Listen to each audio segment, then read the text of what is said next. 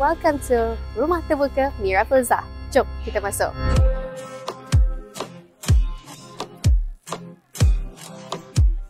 Kalau korang nak tahu kan, ini adalah tahun kedua Mira buat rumah terbuka dekat rumah Abang Jamil.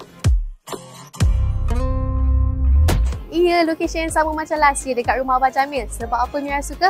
First, tadi kalau korang tengok dekat luar, dia punya parking very spacious. So sesiapa sahaja, tak kisah berapa banyak kereta pun, kalau datang, parking tu tak menjadi masalah. Sebab kalau tak ada parking, memang turn off tau. Tengoklah interior kat dalam ini.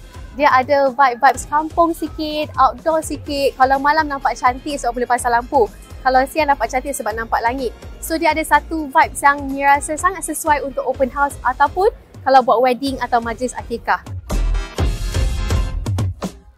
Kalau korang tengok dekat dalam, di belah kanan ini kita boleh letak macam-macam vendor. Lepas itu dekat belah kiri pun ada space lagi. Kalau tak cukup, boleh lepak-lepak kat sini, boleh makan-makan kat sini.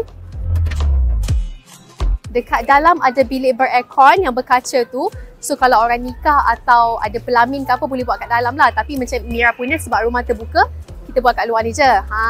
Cantik tak? Dan yang paling Mira suka sebab bilik untuk bersiap dia selesa. Ya Allah, kita ni perempuan nak adjust tudung lah, nak touch up makeup lah. So kat dalam sana tu ada 2 bilik tak silap Mira ber-aircon.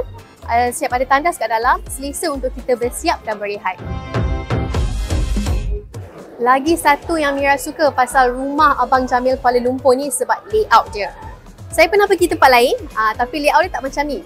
Apa yang saya suka layout dia sebab layout dia memanjang tau. Jadi kita as a host, kita boleh nampak semua guest kita. Maksudnya tak adalah guest kita ada duduk yang kat situ, ada duduk yang kat sini. So dia macam layout dia very straightforward. Mudah untuk Mira monitor atau tengok siapa yang dah datang ataupun siapa yang nak balik dan sebagainya. So inilah rumah Abang Jamil, tahun kedua Mira buat kat sini. I'm very happy with the space, with the service. Thank you so much rumah Abang Jamil.